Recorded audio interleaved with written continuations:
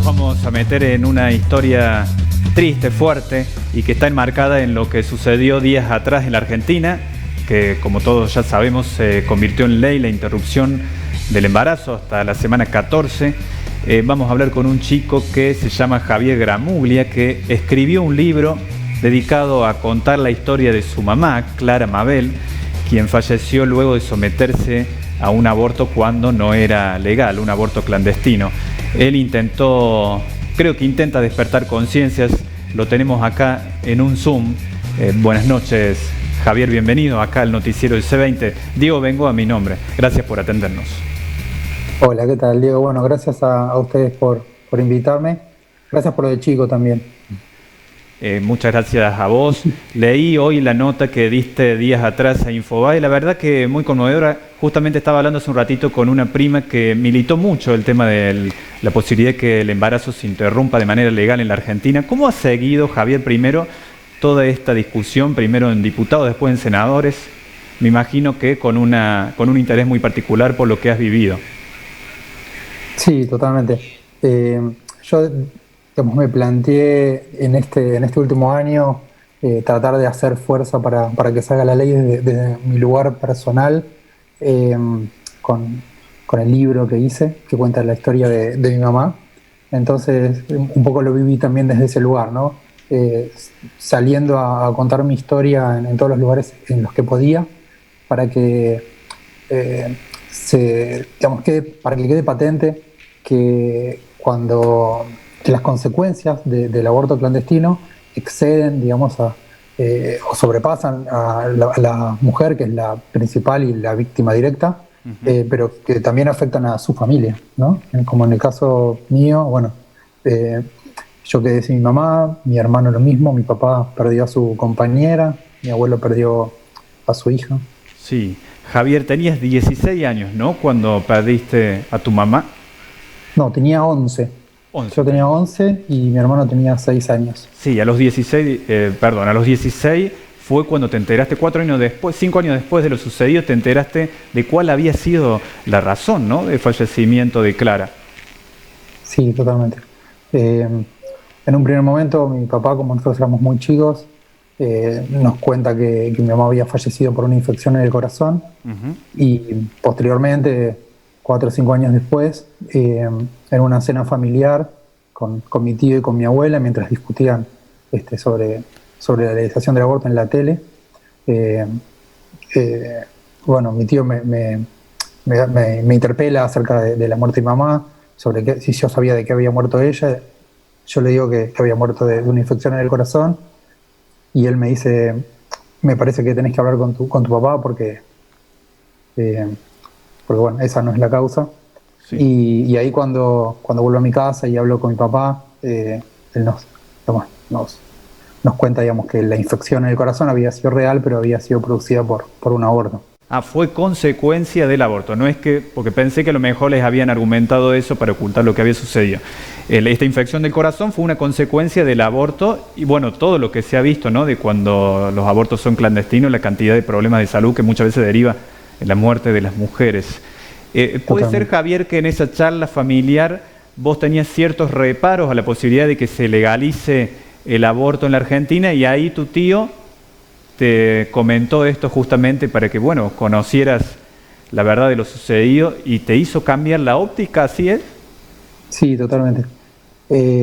Estaban discutiendo en la tele, yo calculo que era alrededor del año 94, esto por el debate de la Constitución.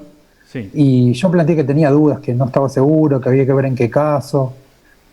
Yo pienso también que, bueno, influido por la educación que había tenido hasta ese momento, bueno, las instituciones, los comentarios en los medios de comunicación, o sea, que mi opinión estaba formada en ese sentido, en esos lugares, ¿no?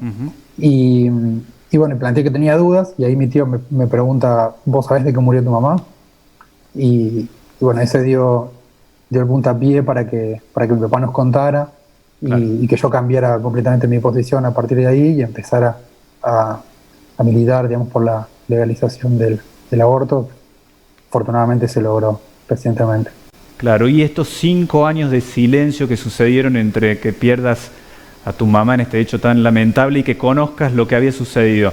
Lo vinculas justamente a esta condena social que hay injustamente hacia las mujeres que deciden interrumpir por diferentes motivos su embarazo. Sí, totalmente. Y que también es un tabú que sigue siendo todavía y que esperamos que de a poco deje de serlo, ¿no? Sí. Pero como era algo ilegal, era algo de lo que no se hablaba. Cuando publiqué el libro y con la entrevista que salió en Infobae y bueno, la repercusión que tuvo, me empezó a escribir mucha gente y entre la gente que me escribió había una chica de Córdoba que tuvo un caso calcado prácticamente igual al mío y le pasó lo mismo, no le escondieron, digamos que no se hablaba, digamos, de ese tema y era casi lo mismo.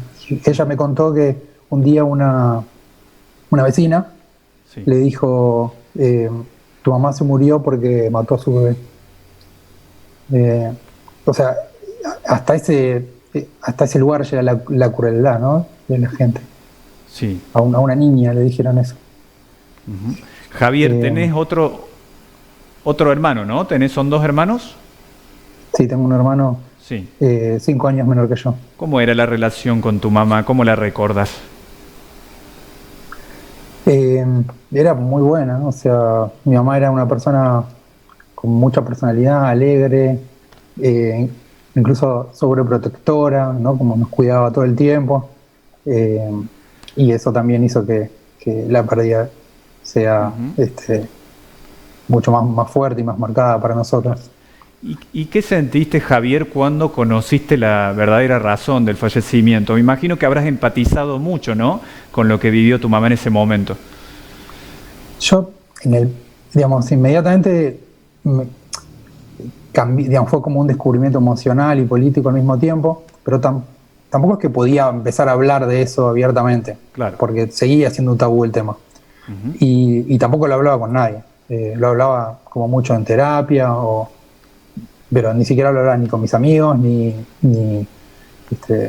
con mis parejas. Es decir, era un tema que no se hablaba.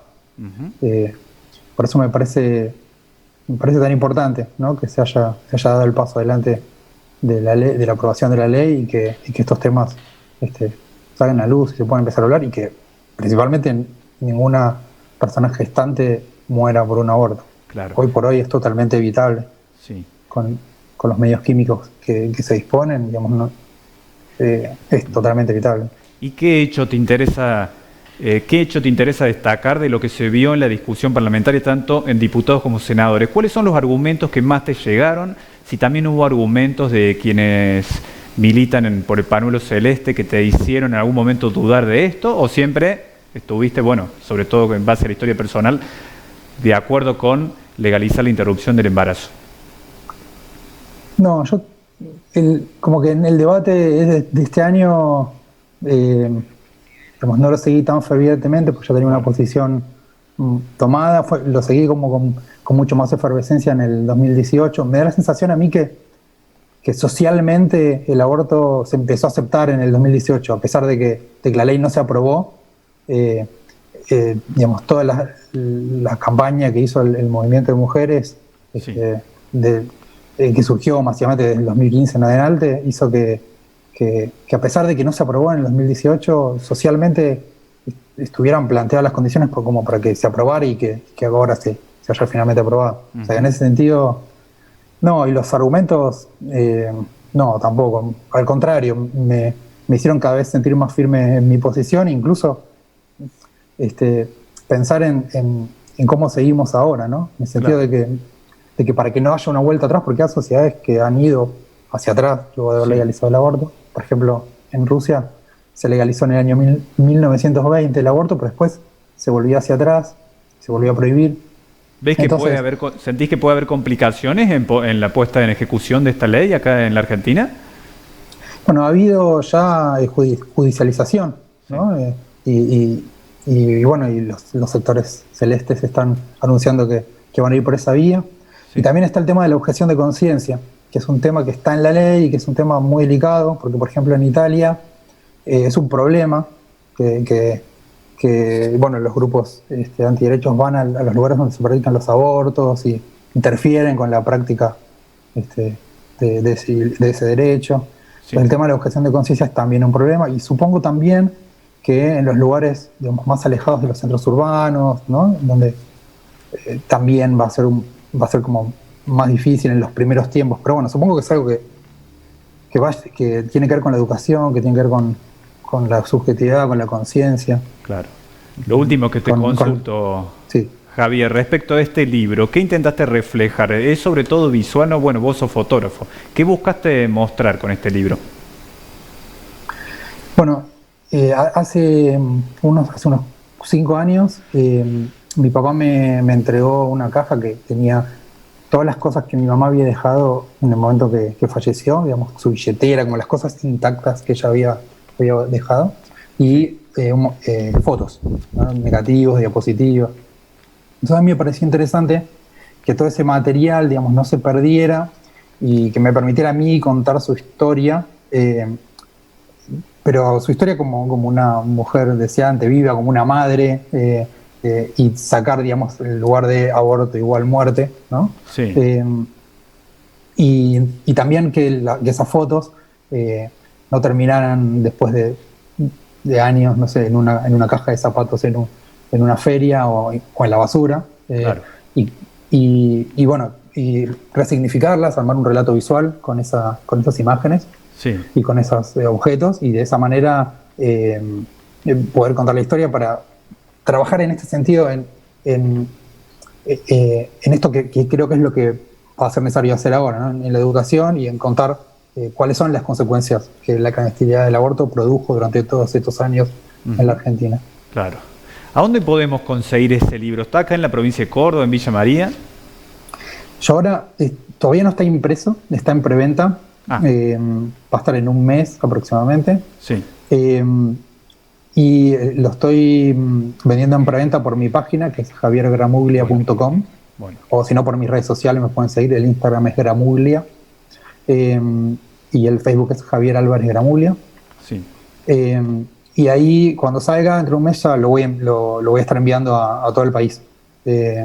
Lo hago como en este sistema de preventa porque lo autoedité. O sea, es una... Claro. No tengo una editorial atrás, lo financié yo. Y entonces, bueno, como hacer un libro es muy caro hoy, estoy haciendo todo el sistema de preventa para recaudar los fondos para poder terminar de imprimir. Bueno, Javier. Pero sí lo voy a estar enviando a todo el país.